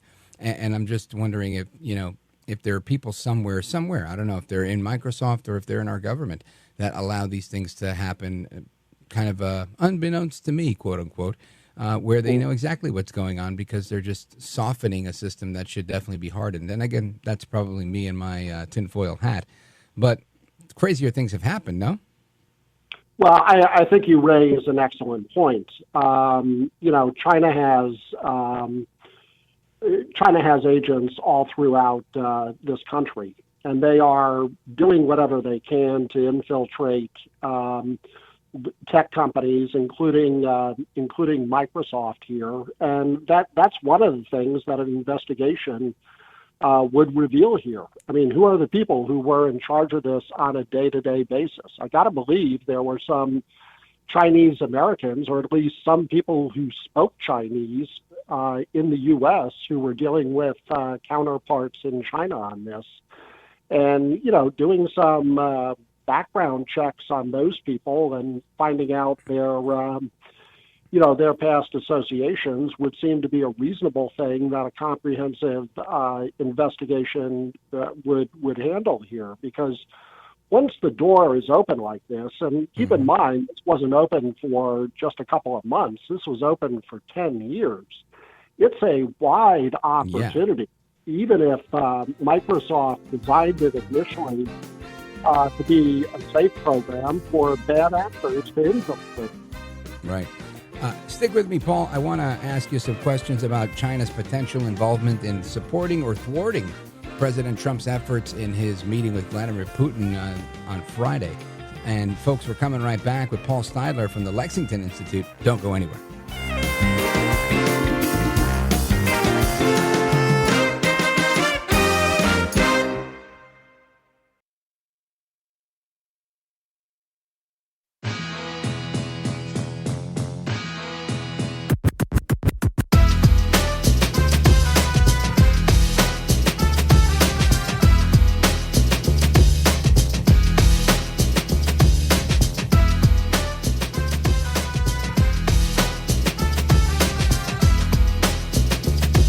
No hair, no care, and live on the air, it's Rich Valdez.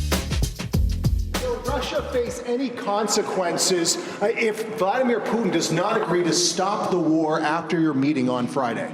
Yes, they will. Yeah. What will the consequences There will be consequences. Sanctions, tariffs? There will be, I don't have to say, there will be very severe consequences. President Trump making it very clear earlier today at the Kennedy Center that if Putin does not agree to stop the war this week, there will be very severe consequences. And that's a quote. I want to get some reaction to that and some analysis to go along with it from our guest, Paul Steidler, who is a senior fellow at the Lexington Institute. They're a public policy think tank out in Arlington, Virginia. And Paul Steidler, your thoughts on President Trump's line in the sand here? Well, the president is spot on. I mean, he has showed a great deal of good faith in trying to broker into this 3.5-year war, a war that Russia cannot win. They are not going to be able to take over all of Ukraine and occupy it. And the war has had devastating consequences to Russia as well. So I think the president is right to take a shot at trying to get a ceasefire, trying to get a peace settlement that both sides can agree upon here. And it's good that he keeps the mystery here about what what he may or may not do if the Russians disrespect and defy this olive branch, yet another olive branch that has been offered here. So we'll see where things go on Friday, but this also has consequences beyond Russia and Ukraine. I mean, the Chinese are watching this to see what our spine is on issues like this, as are rogue nations and others that wish us bad in the world. So we should be optimistic, but perhaps not too optimistic in light of the track record of Mr. Putin. Yeah, trust but verify. Be cautiously optimistic. I hear that. And Paul Steidler, let me ask you. My thinking here is that President Trump has to be very stern. And I also think, I don't think Vladimir Putin is trying to show up and have a sit down with Trump, that he's wanting to walk away from the table. You know, I think he's actually looking to make a deal. I think they're both looking to make a deal. I think they both have, something to gain here. What do you think it is? What is the negotiating chip that President Trump will offer so that Putin will, relent? Well, there's any number of chips that can be offered here. I mean, there's a room full of chips that can be offered. Russia's under very serious sanctions. You know, the U.S. could potentially return to a normal economic relationship with Russia. Putin is, ostracized among world leaders. So, there's a bevy of economic offers that can be made, but if they're going to be made, they have to be made with assurance that there's going to be a long-lasting peace there. Because if this falls apart in a year or two, or even after the president leaves office, it's kind of a Pyrrhic victory, and it's not going to look good for the United States. Yeah. And Paul, let everybody who's listening know where they find you. How do they keep up to speed with your scholarship at Lexington? Yes, the Lexington Institute, our website is lexingtoninstitute.org. That's lexingtoninstitute.org. Folks can also follow us on Twitter at LEXNEXTDC. That's Lex next to DC. We're in Arlington, just over the river from the swamp. The good old swamp. Paul Steidler, I want to thank you for giving us your insight, your analysis here. And we'll probably be in touch really soon once we have the outcome of this sit-down with Putin and El Trumpito. So stay tuned, and thanks for being here tonight. It's been a pleasure, Rich. Thank you for having me. Likewise. And amigos, your thoughts, your calls, your reactions are coming up right now. Don't go anywhere. This is America at Night with Rich Valdez. Call now, 833-4-VALDEZ. That's 833-482-5337. 833-4-VALDEZ. That's Valdez with an S.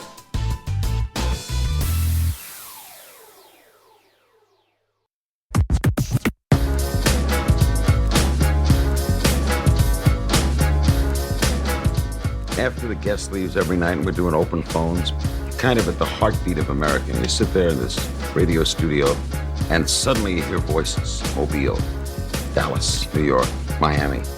And there's kind of a conglomeration of America all in one room. Call now, 833-4-VALDEZ. That's 833-482-5337. 833-4 for Valdez. That's Valdez with an S. All right, amigos, welcome back. It's Rich Valdez, and we are here taking your calls, having that late night national town hall conversation. And let's see, where do we start? Let's see who's been on hold the longest. Excuse me. Let's go to John in San Diego, California, KSFO. John, go right ahead. John, line 5. Yeah. Okay, I got this. Sarah Jacobs is a Democrat, and that's my current representative, but I've been talking a lot to this Darrell Issa, who's a Republican, who's like the next city over in the same county, San Diego County.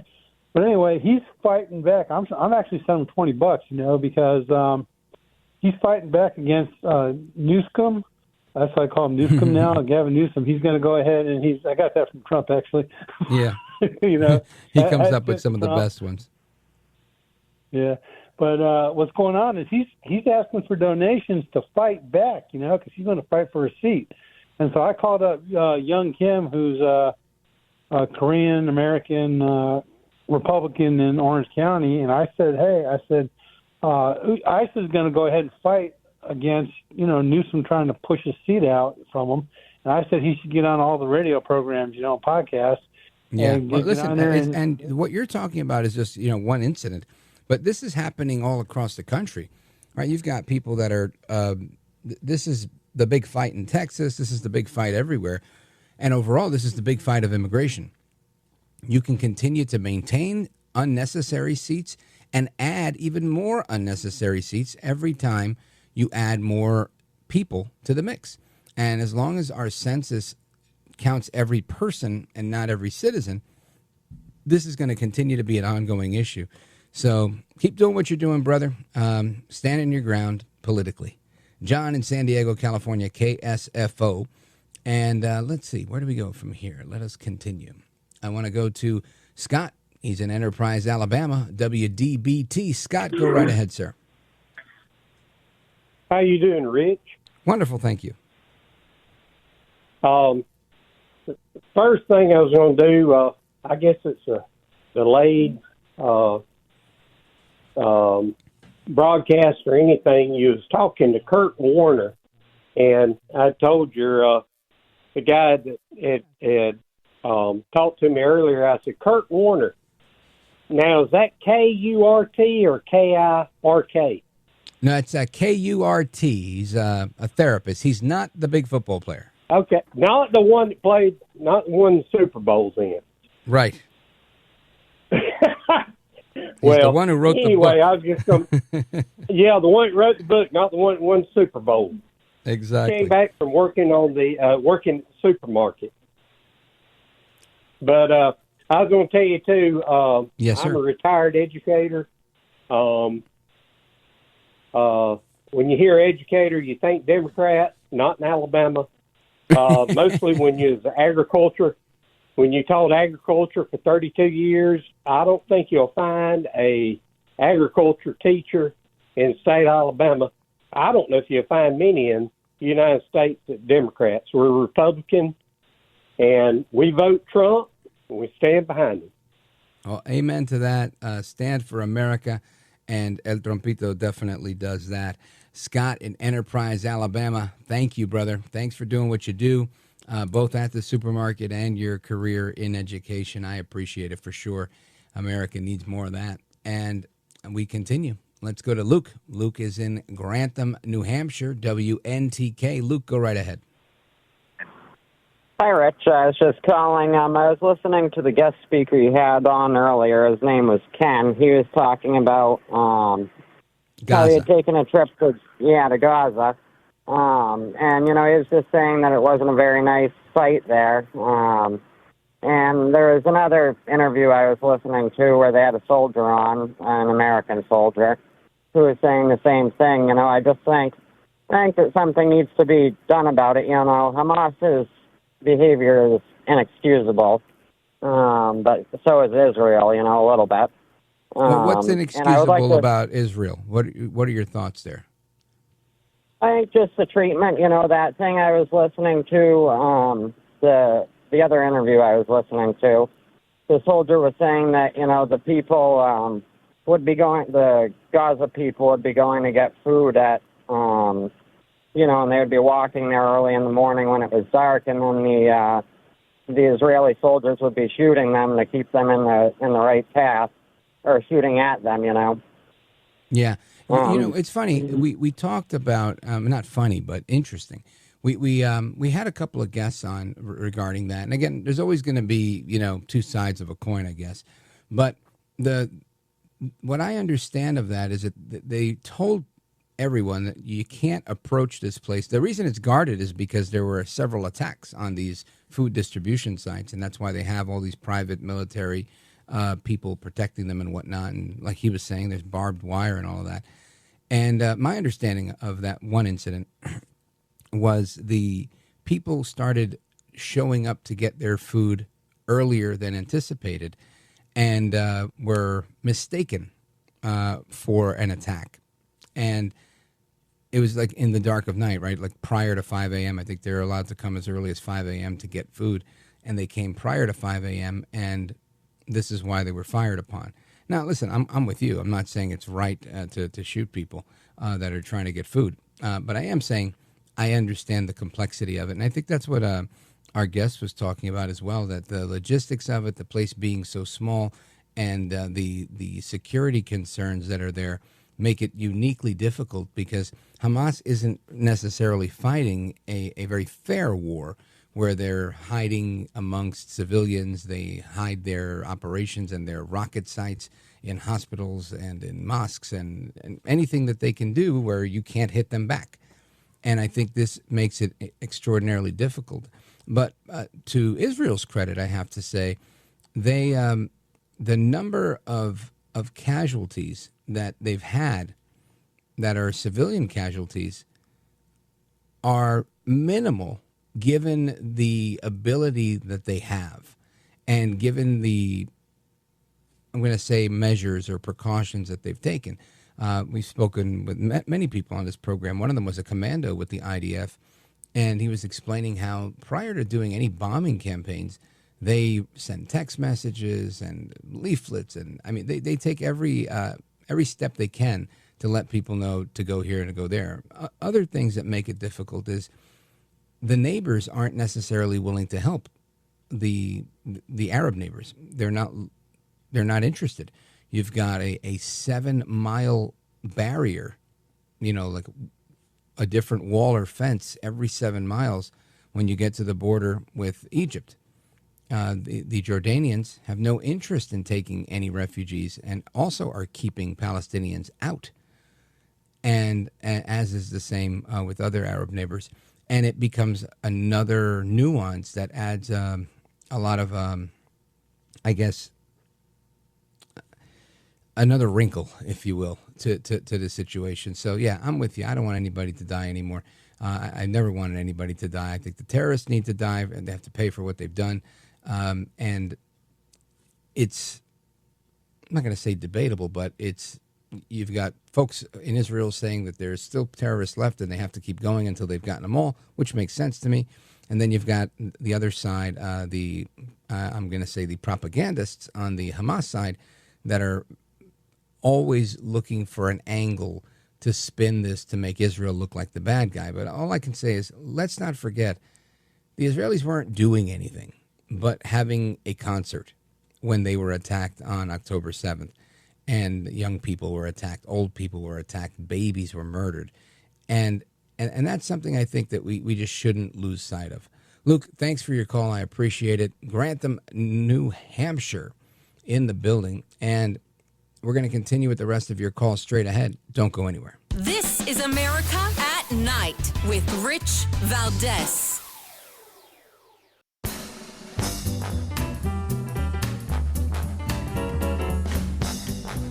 This is America at Night with Rich Valdez. All right, amigos, welcome back. We continue with a couple of our regulars here that want to weigh in on the conversation this evening. Let's start with our friend Paul. Paul's in Boise, Idaho, streaming the show, richvaldez.com. Go right ahead, Paul, quickly. Thanks for taking my call. Yeah, Yes, sir. two fence lines could be useful. One in Gaza, where the diggers work to keep themselves in the silence and in the dark, And then I think they need a Maginot type line over in Ukraine to keep our friend Putin from coming over and having a nice little chat. I think those two areas could use fences, and I have heard absolutely nobody talking about that, but I think it's deserving of one. That's all I have. Thank you, Paul. I appreciate that. Putting up a fence. Maybe that's it. I don't know. I think there was a fence there. There is a fence there.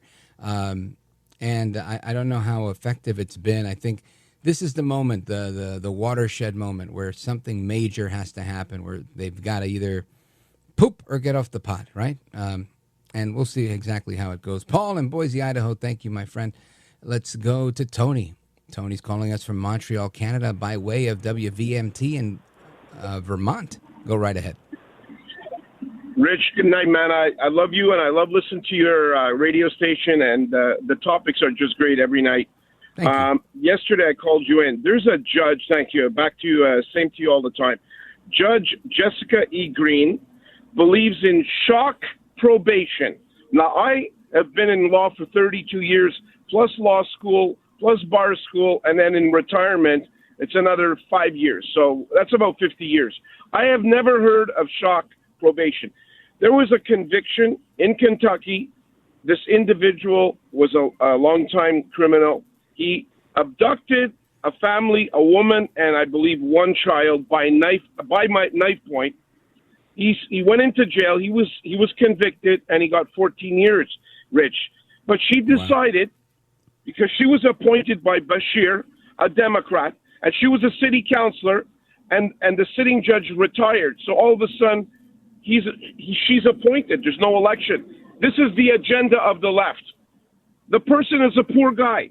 We're gonna give him 14 years, but we'll shock him and we'll send him to prison for 4 months, 5 months, and then you can abduct. That's considered a capital crime in Canada. You would spend 25 years in jail for kidnapping. Double kidnapping would be collateral. There would be 50 years in prison for something like that. You know, it's insane and you're giving them the way 4 the months. left loves criminals and criminality. Cash, corruption, criminality, the Democratic agenda, and even on redistribution of the redistricting question, the whole country has been gerrymandered to their favor. You know, I always thought, you know, the Republicans really, they don't get their message across until the Trump revolution.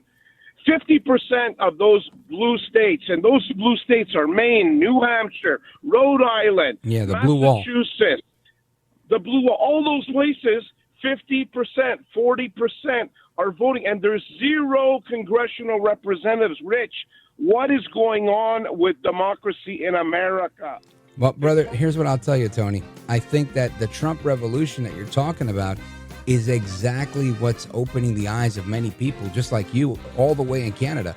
People are realizing it's not a messaging issue, and it's not that people don't want to vote for this. It's that the system is genuinely rigged.